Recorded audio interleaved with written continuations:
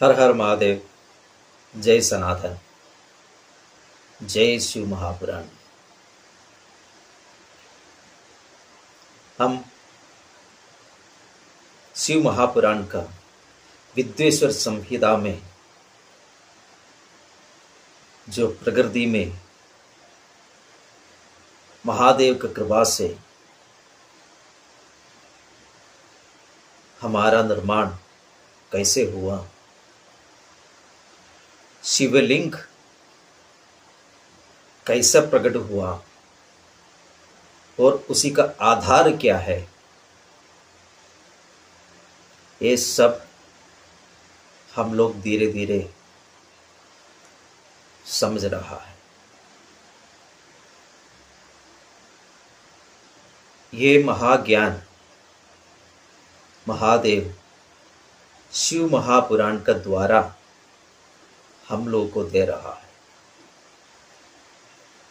इसको सही तरीके से आप लोग ग्रहण कर लीजिए और दूसरे को भी ये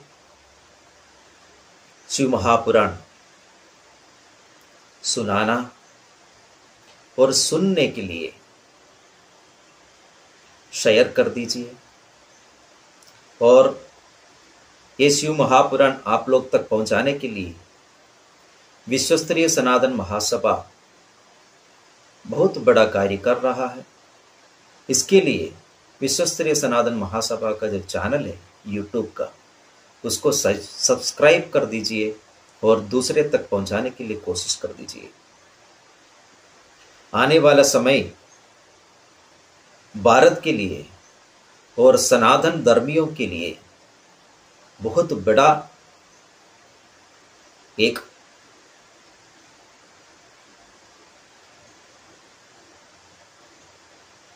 लक्ष्य लेके काम करना पड़ेगा। जब जब धर्म का संकट आया तब तक महादेव किसी न किसी रूप में हम लोग को सहायता के लिए पहुंचा है। लेकिन जब हम तैयार नहीं हैं, हम महादेव का पहुंच समझ नहीं पाएगा, तो हम कैसा उनको साथ दे पाएगा। हम लोग को सभी लोग को महादेव धरती में भेजा है तो कोई ना कोई एक लक्ष्य लेके भेजा है। लेकिन हम माया में पहुंच के, धरती में पहुंच के माया का लपेट में आके हम उसको भूल जाता है। ये शिव महापुराण हमारा वो भूल को सुधारने के लिए और सही रास्ता में हम लोग को लेके आने के लिए महादेव हम लोग को दिया हुआ है।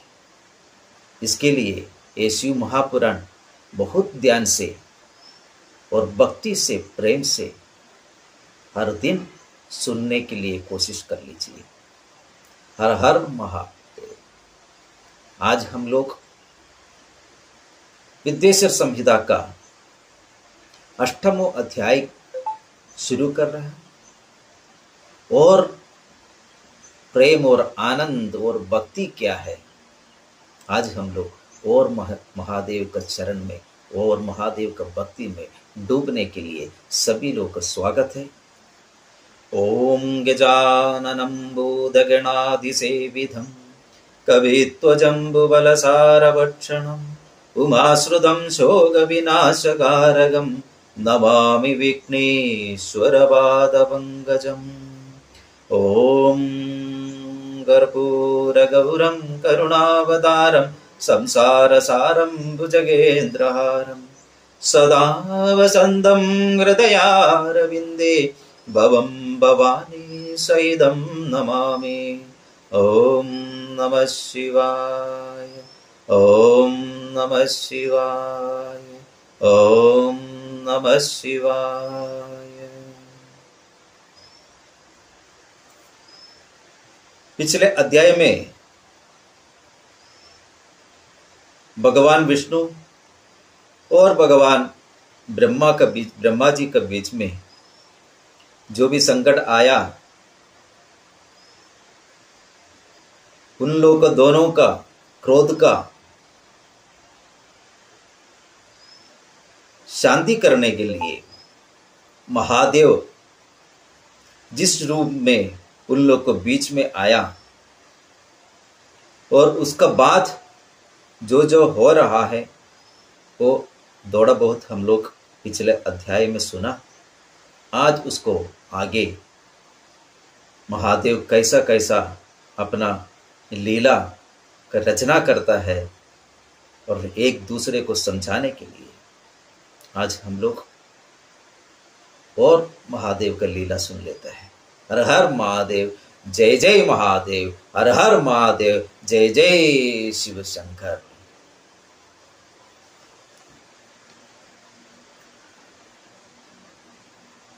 पिछले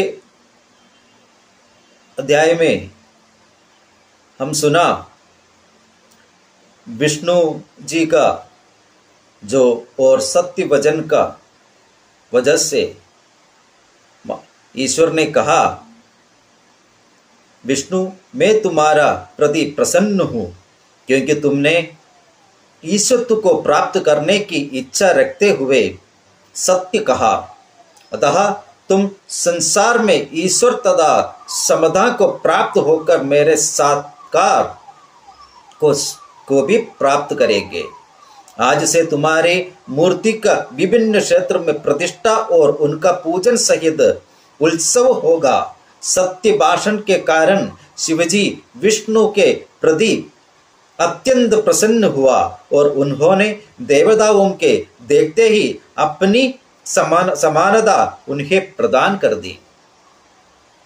तदंतर नंदिकेश्वर जी ने कहा, तदंतर महादेव जी ने ब्रह्मा जी का घमंड दूर करने के लिए अपनी बाहों के बीच में से एक अद्भुत पुरुष भैरव को प्रकट किया। उसने उत्पन्न होते ही संसार के स्वामी भगवान शिव को उस युद्ध भूमि में प्रणाम करके पूछा, हे प्रभु मुझे क्या करना है, शीघ्र ही मुझे आज्ञा दीजिए। शिवजी ने कहा, हे वत्स भैरव, यह जो संसार की आदि देव ब्रह्म है, इसकी तेज द्वार वाले तलवार से शीघ्र पूजा वध करो। इतना सुनते ही भैरव ने ब्रह्मा जी के केशों को एक हाथ से पकड़कर दूसरे हाथ में पकड़ी हुई तलवार से उनका इस असत्यभाषी पांचवें मुख को काटकर उन्हें भी मारने के लिए तैयार हुआ। तब तुम्हारे पिता ब्रह्मा जी आभूषण, वस्त्र, माला तथा दुपट्टा को उतारकर सफेद बालों से युक्त हवा के चलने से केले के पत्तों की बांधी अथवा लता की बांधी कांपते हुए भैरव जी के चरण कमलों पर गिर पड़े। ब्रह्मा जी की इस दशा को देखकर विष्णु भगवान ने हमारे स्वामी के चरण कमलों में आंसू गिरते हुए हाथ जोड़कर उस प्रकार मधुर वाणी से कहा, जैसे बालक अपने पिता से कहते हैं। विष्णु जी ने कहा, हे शिवजी, आपने कृपा कर कर ब्रह्मा जी को पहले 5 सिर दिए थे, अब इनका एक सिर नष्ट हो गया है। अतः कृपा पात्र इस ब्रह्मा पर आप दया कीजिए। इस प्रकार जब विष्णु जी ने शिवजी की प्रार्थना की तो देवताओं के समूह के बीच में स्थित भैरव को उन्होंने रोका और कहा कि अब तुम ब्रह्मा को दंड मत दो। तब तक गर्दन से रहित उस कपटी ब्रह्मा जी से शिवजी ने कहा, हे ब्राह्मण, तुमने लोक में अपनी पूजा कराने तथा ईश्वर स्वामी होने की इच्छा से चल किया था। अतः संसार में तुम्हारा सत्कार, पूजन तथा तुम्हारे नाम से कोई उत्सव आदि नहीं होगा। ब्रह्मा जी ने कहा, हे महाविभूति, हे वर देने वाले, हे स्वामी, आज आप मेरे ऊपर प्रसन्न होइए कि मेरे उस सिर को मैं इसे आपका वरदान समझता हूँ। हे भगवान, संसार के बंधु हे विश्व योनि दोषों को सहन करने वाला शैल धनुषधारी हे शिवजी आपको नमस्कार है। शिवजी ने कहा, हे पुत्र, राजा के भय का बिना यह संपूर्ण संसार इसी भांति लड़ झगड़ कर नष्ट हो जाएगा। अतः जो दंड के योग्य है उन्हें तुम दंड दो, संसार के भार को धारण करो। मैं उन्हें एक दुर्लभ वरदान देता हूँ, उसे तुम स्वीकार करो। वैदिक यज्ञों, अग्निहोत्र आदि तथा स्मृतियों द्वारा विहित कर्मों का तुम ही गुरु आचार्य रहेगा। तुम्हारा बिना संगोभांग दक्षिणा सहित भी वह यज्ञ निष्फल हो जाएगा। तदंतर भगवान शिवजी ने झूठी गवाही देने वाला केवड़ का फूल से कहा, अरे दुष्ट केवड़ा के फूल, तुम यहाँ से दूर चले जाओ। आज से लेकर पूजा के अवसर पर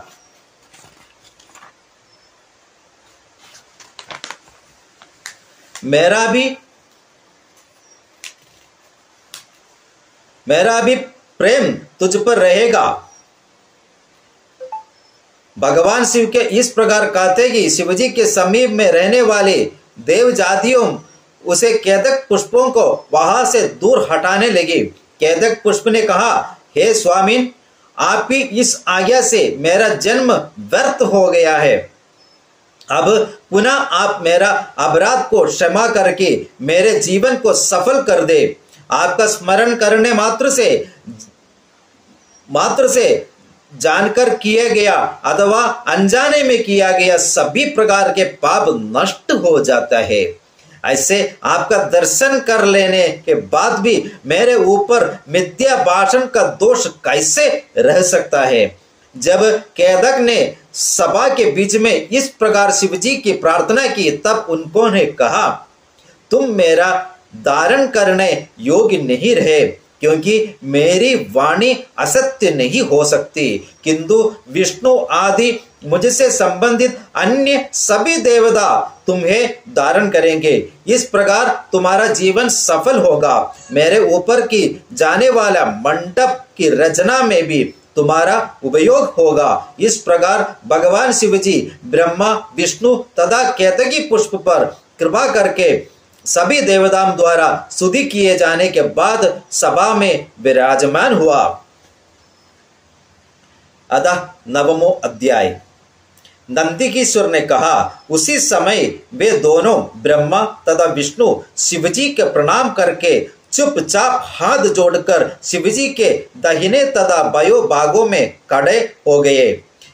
उन दोनों ने सकुटुंब पूज्य शिवजी को उत्तम आसन पर बैठाकर पवित्र एवं पुष्प संकल्प से उत्पन्न पदार्थों से उनकी पूजा की।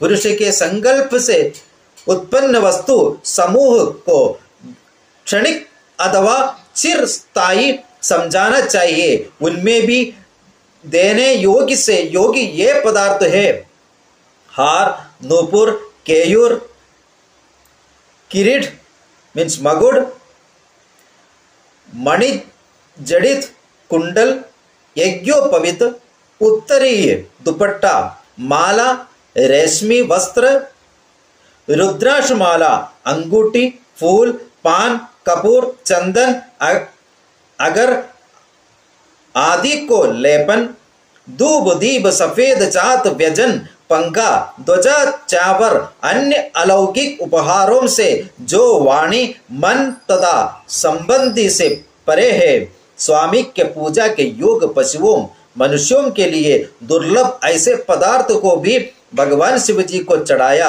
हित करने वालों में श्रेष्ठ है सनत कुमारी जी। संसार में जो उत्तम पदार्थ है वे सभी शिव पूजा के योग्य है। भगवान शिव जी ने भी परंपरा की मर्यादा का निर्वाह करने की इच्छा से पूजा में प्राप्त उस संपूर्ण सामग्री को वहां उपस्थित सभ्य जनों को प्रसन्न हो क्रमेश अलग अलग वितरित कर दिया।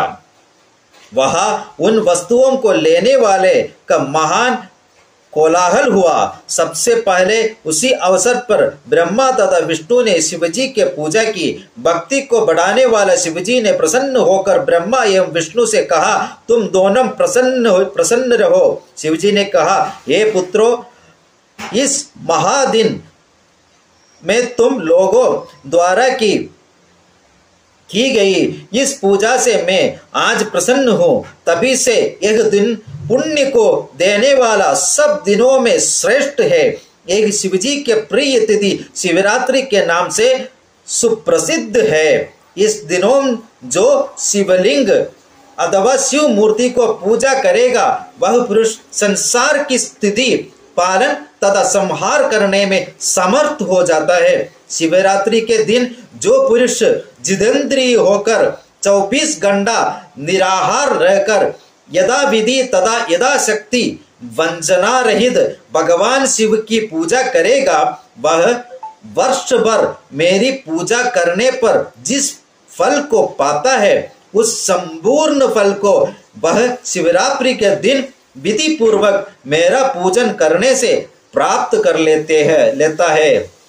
जिस प्रकार पूर्ण चंद्रमा को देखकर समुद्र की वृद्धि होती है वैसे ही इस दिन मेरा धर्म का वृद्धि होती है। इसी दिन मेरा मंगलदायक प्रतिष्ठा आदि उत्सव किया जाता है। हे बालकों, और जो मैं पहले स्तंभ रूप में प्रकट हुआ था उस समय मार्गशीर्ष अगहन मास था और उस दिन आर्द्रा नक्षत्र था। मार्गशीर्ष मास में आर्द्रा नक्षत्र के दिन जो मुझे उमापति का दर्शन करता है और जो मेरी मूर्ति अथवा मेरे लिंग को पूजा करता है वह मुझे ग्रह कार्तिकेय से भी अधिक प्रिय है। वो उस शुभ दिन में दर्शन करने मात्र से ही पर्याप्त फल मिल जाता है। यदि उस दिन शिवजी का विधिवत पूजन किया जाता है तो उसके फल का वर्णन वाणी द्वारा नहीं किया जा सकता है।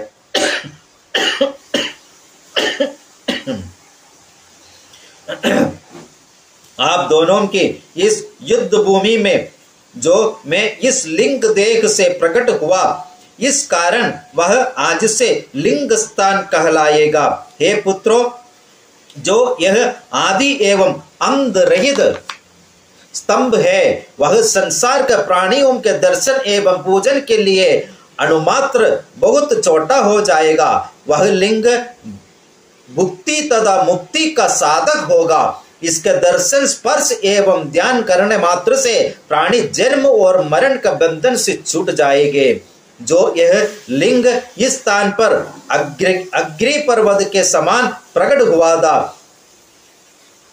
इस कारण से यह इस संसार में अरुणाचल नाम से प्रसिद्ध होगा। यह स्थान महान तीर्थ होगा। यहाँ निवास करने वाला तथा मरने वाला प्राणियों की मुक्ति होगी।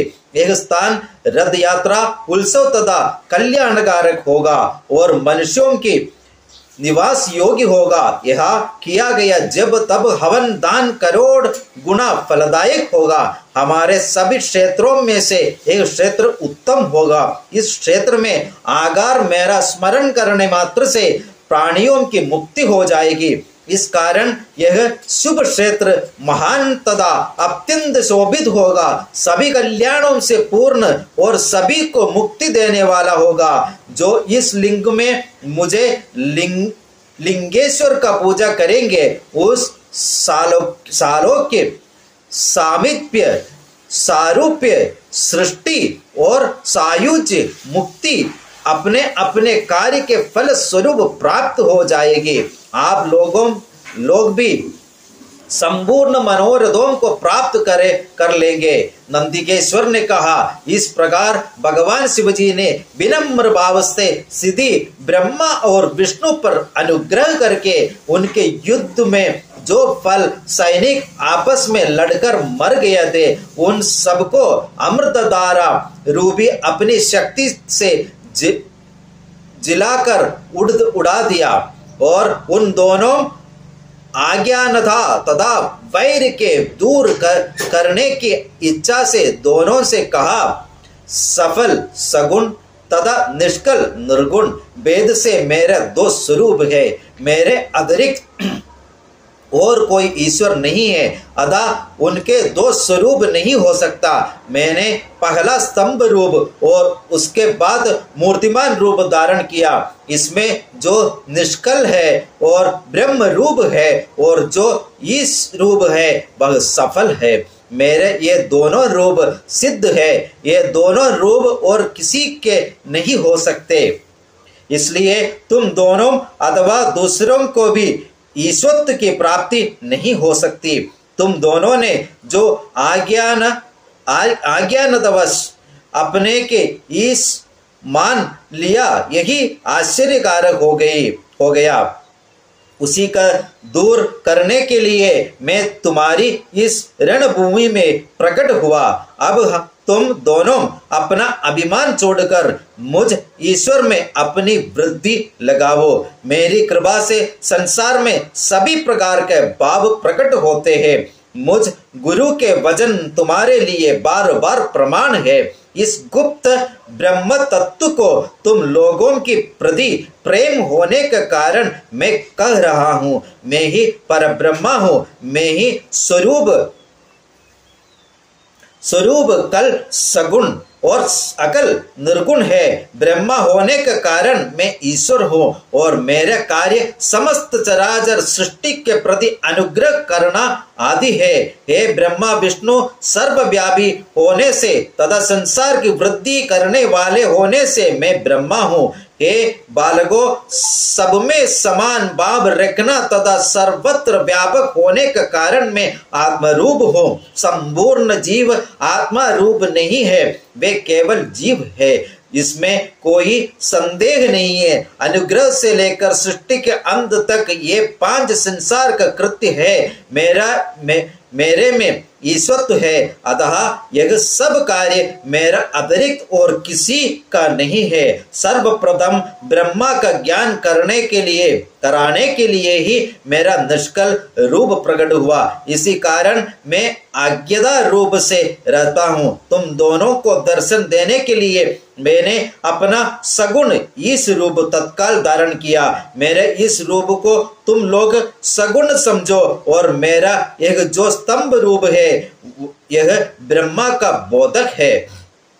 लिंग के लक्षणों से युक्त होने के कारण यह मेरा निर्गुण रूप है। हे पुत्रों, तुम दोनों इसकी प्रतिदिन पूजा करना। यह लिंग सदा मेरी आत्मा का रूप है और मेरा सानिध्य को देने वाला है। लिंग और लिंगों में अभेद होने के कारण मेरा ही रूप समझकर प्रतिदिन इसकी पूजा करनी चाहिए। ये पुत्रों, जिसने यहाँ कहीं भी इस प्रकार के मेरा लिंग की स्थापना की हो, वहां मैं बिना प्रतिष्ठा किए हुए भी स्थित रहता हूँ। एक लिंग की स्थापना करने का फल है मेरा समान रूप की प्राप्ति और दूसरे लिंग को स्थापना करने से वह शिव भक्त मेरे में ही मिल जाता है। इस प्रकार लिंग स्थापना करने के बाद उसके पूजन की भी व्यवस्था करनी चाहिए। लिंग की स्थापना करना प्रदान करती है। बेर मूर्ति का स्थापना उसकी तुलना में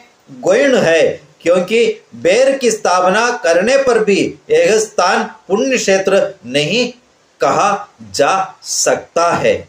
हर हर महादेव, हर हर महादेव। आज आप लोग के सामने महादेव का प्रेम का रूप आप लोग के सामने आया। लिंग क्या है, कैसा पूजा करना है और लिंग में पूजा करे, उसको प्रतिष्ठा करे, क्या फल मिलता है, सभी चीज। और शिवरात्रि क्या है, शिवरात्रि में कैसा पूजन करना है और पूजा करेगा तो आपको फल क्या मिलता है, ये सब शिव महापुराण में ऐसा ही वर्णन किया है। इसके लिए हम बाहर ढूंढने की जरूरत नहीं, सिर्फ शिव महापुराण सुनते जाओ, आपको सभी चीज का सभी तकलीफ का, आपका घर पे कुछ भी संदेह है, कुछ भी तकलीफ है, कुछ भी एक दूसरे के प्रति कुछ भी वैर है, कुछ भी है, सब महादेव का पूजा से, एक लोटा जल चढ़ाने से, एक बेलपत्र चढ़ाने से निकल जाएगा। महादेव देवों के देव महादेव, मृत्युलोक का देवता, उनको समझो और उनका शरण में आत्मसमर्पण कर दीजिए, क्योंकि वही लेके आया है वही लेके जाएगा। इसके लिए हम उनको समर्पण करके देख लीजिए, उनका बन जाइए, तो देख लीजिए वो अपने आप आपका रास्ता, आपका सभी तकलीफ को दूर करके वो अपने प्रेम पात्र बन के आप लोगों को अपना साथ रखेगा। इसके लिए महादेव का बन जाओ, महादेव का बन जाओ बोलेगा तो सोचेगा महादेव का बन जाएगा तो क्या, महादेव का बनने वाला यदि महादेव को प्रेम करने वाला, महादेव का भक्ति करने वाला, महादेव का भक्ति है, भक्त है, ये बोलने वाला, उनका अंदर मैपन नहीं रहेगा, उनका अंदर अभिमान नहीं रहेगा, उनका अंदर स्वार्थ नहीं रहेगा, सब महादेव का है। वो खाना खाएगा तो उसका मन में ये भाव रहेगा मैं महादेव का खिला रहा है। वो कपड़ा पहनेगा तो उसका मन में ये मन भाव रहेगा मेरे महादेव का कपड़ा पहना रहा है। वो कुछ भी करे, वो तिलक करे और लेपन चंदन लेपन करे, जो भी करे सब महादेव के लिए करे, क्योंकि ये शरीर में महादेव है। जब तक हम उसको समझ नहीं पाते तब तक हम सोचता हूं मैं हूं। जो दिन ये समझ में आएगा मैं नहीं हूं, ये शरीर महादेव का है, महादेव दिया हुआ है, हमारा अंदर महादेव बैठा है, तो हमारा आनंद ही अलग हो जाता है और प्रभु का चरण में हम अपने आप समर्पण हो जाता है। तब देख लीजिए ये कपड़ा, ये रुद्राक्ष, ये तिलक, ये सब हम महादेव को चढ़ाया है। जो भोजन करता है वो महादेव को खिलाता है। तो महादेव का अपना बन जाओ, महादेव का बन जाओ। हर हर महादेव, हर हर महादेव, हर हर महादेव।